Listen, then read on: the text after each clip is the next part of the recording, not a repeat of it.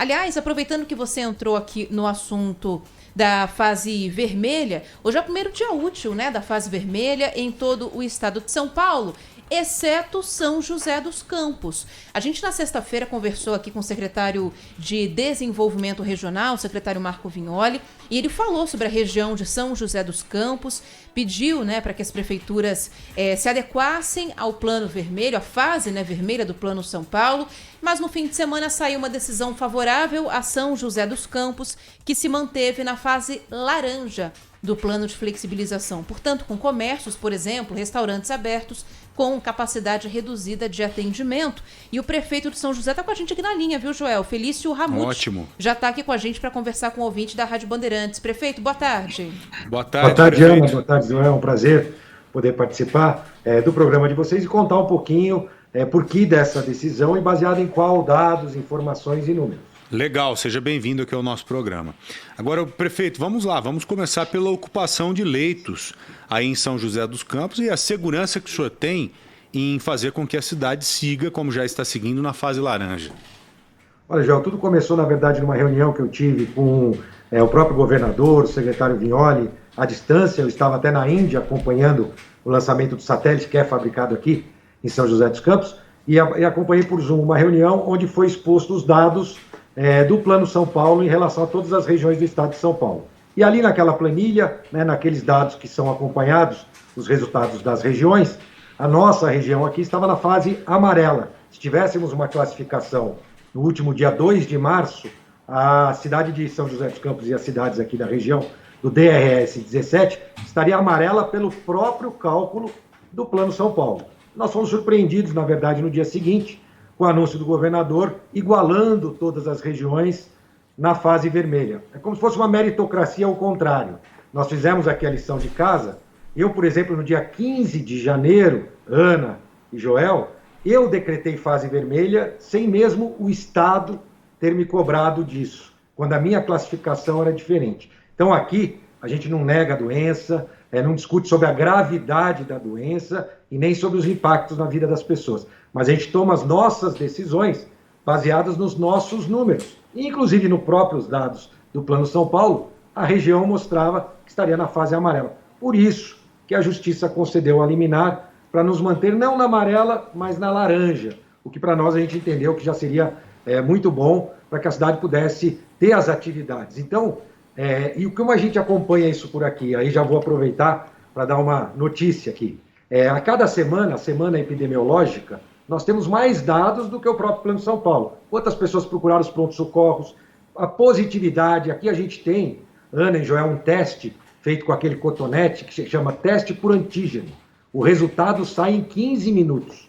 Cidadão de São José, quando sai da unidade de pronto atendimento, já sabe se ele está positivo ou não. Então você melhora a assertividade do isolamento dele. Às vezes, quando ele está aguardando o resultado, ele vai para casa, mas não cumpre muito bem o isolamento, às vezes nem com a própria família.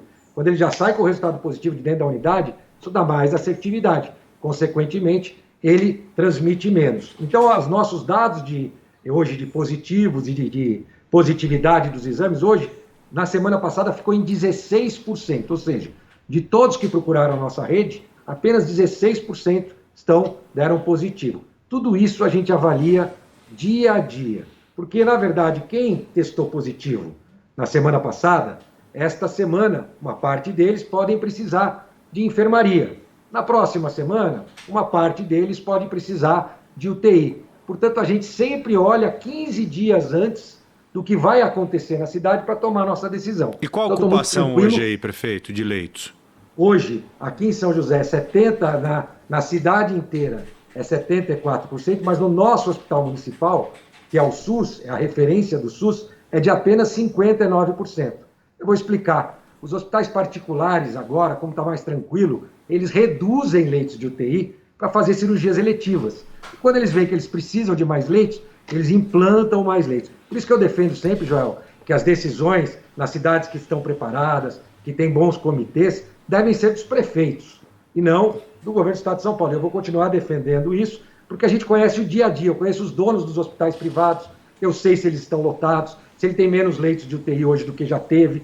No meu hospital municipal hoje, nós temos 83 pessoas internadas. Na nossa segunda onda, que foi lá em janeiro, quando eu decretei a fase vermelha, nós tínhamos 180 pessoas internadas.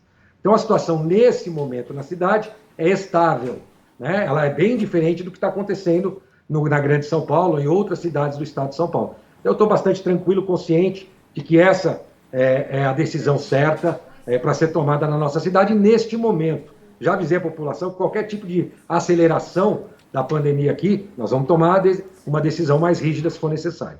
Mas, ao mesmo tempo, prefeito, 74%, se a gente considerar os hospitais particulares, como o senhor falou, ainda assim é um índice que é limite para que a cidade se enquadre na fase vermelha mesmo, né? Na laranja. Na fase vermelha também. A laranja ainda, mas assim, a 75 já migra para a fase vermelha. Então, assim, a cidade está operando ao mesmo tempo numa espécie de limite, né? De quanto em quanto tempo a prefeitura vai fazer essa avaliação de dados com a possibilidade de voltar atrás e ficar na fase vermelha? Não, Ana, eu vou explicar para você e para os ouvintes. A UTI já é o fim desta linha das contaminações diárias. E como eu disse, os nossos hospitais privados hoje, que é quem está puxando esse índice para cima, estão tranquilos. Eles estão usando leitos para cirurgias eletivas. Lá em janeiro isso não aconteceu. Eles estavam com todos os leitos voltados para o Covid. Então aqui a gente consegue, quando a doença se acelerar, esses hospitais são capazes de ampliar os seus números de leitos. Então nós não estamos no limite, na verdade, da fase vermelha. Isso é no papel, mas na prática a gente sabe porque conhece a realidade da cidade. São 5, 6 hospitais privados, onde a gente fala com o dono do hospital todos os dias. Nosso comitê se reúne 3 vezes por semana para analisar todos os dados da cidade e a gente leva em consideração sempre o dado do início dos sintomas, né? O estado de São Paulo, até porque tem muitas cidades para administrar, leva o momento da ocorrência, quando deu positivo, quando faleceu, quando foi internado. A gente não. A gente analisa tudo desde lá do início do sintoma. Então, na verdade, para nós, apesar desses 74%, lembrando que o nosso hospital municipal, nesse momento, está com 59%, e eu ainda posso abrir mais 60 leitos a hora que eu quiser. E por que não estão abertos? Porque eu preciso de equipe. Então, eu só vou contratar a equipe quando a gente tiver a necessidade de ter os leitos. Toda a infraestrutura já está pronta. Respiradores. Nós compramos respiradores aqui em São José em fevereiro do ano passado, por R$50 mil à época. Então, uma série de atitudes que nós tomamos e que, neste momento, nós estamos com tranquilidade, muita tranquilidade, para dizer que essa decisão... Né? Pelo que eu entendi, o senhor tem margem para ir expandindo os leitos de acordo com a necessidade. E esse número de leitos que o senhor falou, que podem ser abertos, é na rede municipal, né? Esse total é da rede municipal, fora os leitos da rede particular, ou já é tudo junto? Exatamente, fora os leitos da rede particular. E os hospitais diminuíram os leitos disponíveis, aumenta então a taxa de ocupação, né? De uma certa forma, não na realidade, porque eles estão fazendo cirurgias eletivas, porque eles também precisam sobreviver com as cirurgias eletivas e também dar continuidade nos atendimentos. Normalmente eles atendem planos de saúde. E naquele momento, no dia 15 de janeiro, quando eu decretei a fase vermelha, a situação era completamente outra, muito parecida com o que está passando a Grande São Paulo e São Paulo agora. Os hospitais privados aqui no limite, sem condição de expandir um leito para a Covid, e o hospital municipal com 80%, 85% da ocupação, com 100 pessoas a mais do que hoje internadas no hospital municipal. A gente tem acompanhado. Outro ponto que eu quero aproveitar aqui, Joel e Ana, dizer para vocês, é que ao longo desse um ano de pandemia, a questão do coronavírus já virou um velho problema, infelizmente, né? Seria melhor que não durasse tanto. E está na hora da gente avaliar as ações positivas e negativas de todos os envolvidos, né? Governadores acertaram e erraram, o presidente acertou e errou, a gente, né? O cidadão acertou e errou, tem hora que achou que a doença tinha acabado, enfim. Mas, por exemplo, a fase vermelha, em todos os estados, elas consideram a abertura dos serviços essenciais. E o que está acontecendo? Uma parte do setor está pagando a conta financeira da pandemia. Então, a gente tem muita gente ganhando muito dinheiro, né, na área do supermercado, material de construção civil, móveis, farmácias, a questão da indústria farmacêutica, ganhando muito dinheiro e muita gente perdendo muito dinheiro, indo à falência. Isso está desequilibrado. Uma das minhas sugestões é que a fase vermelha possa ter serviços essenciais abertos 3 vezes por semana e os outros serviços nas outras 3 vezes por semana. Você pode se programar para ir no supermercado, Joel, Ana, você pode comprar na farmácia por delivery, assim como você faz. E nas cidades do interior, Às vezes você tem uma pequena lojinha de bairro e não está sendo permitido que aquele pai com aquela esposa e o filho que trabalha na lojinha exercer sua atividade, ele acaba indo à falência. Então a balança do pagamento disso ela está desigual. Então uma boa proposta é que esses tais serviços essenciais pudessem ser mesclados com os serviços do dia a dia. O prefeito, recentemente eu estive aí na bonita cidade de São José dos Campos. É uma das cidades mais bonitas do Brasil, com certeza, arborizada, planejada, de avenidas largas. Fui para conhecer uma grande rede farmacêutica aí a pedido do dono. Conheci não só essa estrutura, mas outras partes bonitas aí da cidade de São José dos Campos. E tomei conhecimento, através da conversa com esse empresário, que o senhor é muito ligado à economia. Né? O senhor coloca a economia na frente das coisas mesmo para tentar oferecer emprego, dinheiro, um bem-estar para as pessoas como um todo. Queria saber como é que o senhor tenta lidar com a economia e, ao mesmo tempo, a doença. O que o senhor coloca à frente para analisar esse problema que estamos vivendo agora? É o doente? É o leito que está ocupado, o leito que está disponível, ou a economia em si? Como tratar essas duas coisas de forma conjunta? Porque, como o senhor bem disse, a gente vem aprendendo muito nessa pandemia, né? Com acertos e erros. O que o senhor mudou hoje em relação às tomadas de decisão lá atrás? Não só que o senhor tomou, mas que o senhor viu que foram tomadas no Brasil inteiro.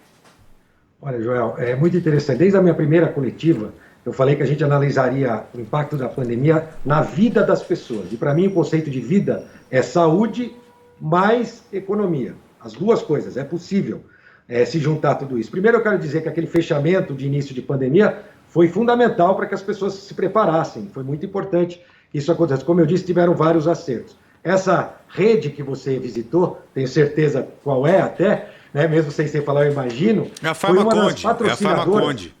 É isso. Pra você ter uma ideia, aqui nós construímos, Joel, um hospital de 1.600 metros quadrados em 35 dias, definitivo, não hospital de campanha. E a Farmaconde investiu 2 milhões de reais, nós conseguimos 6 milhões de reais com patrocinadores e a prefeitura investiu os outros 4 milhões de reais. Em 35 dias, foi pouco noticiado, porque, de uma certa forma, as notícias ruins navegam mais rápido por aí. E esse hospital está em uso, é um hospital de retaguarda que a gente chama, onde a gente pôde abrir espaço no hospital municipal, porque levamos para lá algumas alas do hospital municipal e hoje o hospital atende mais a ala de Covid. Então foi uma iniciativa nossa. E vou antecipar aqui para você uma novidade que pouca gente sabe, vai ser em primeira mão aqui, com essa mesma rede.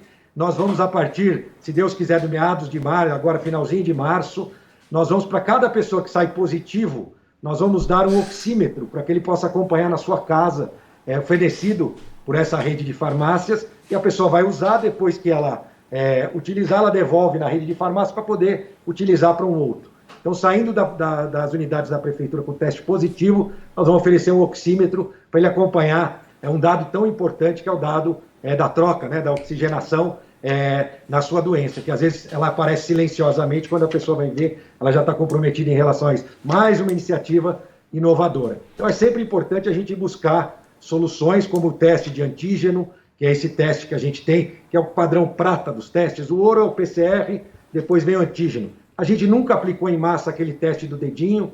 Aquele teste não serve para gastar dinheiro. Ele tem 30% de assertividade e foi muito utilizado por aí, nós não caímos nessa. E o hospital de campanha que nós não fizemos.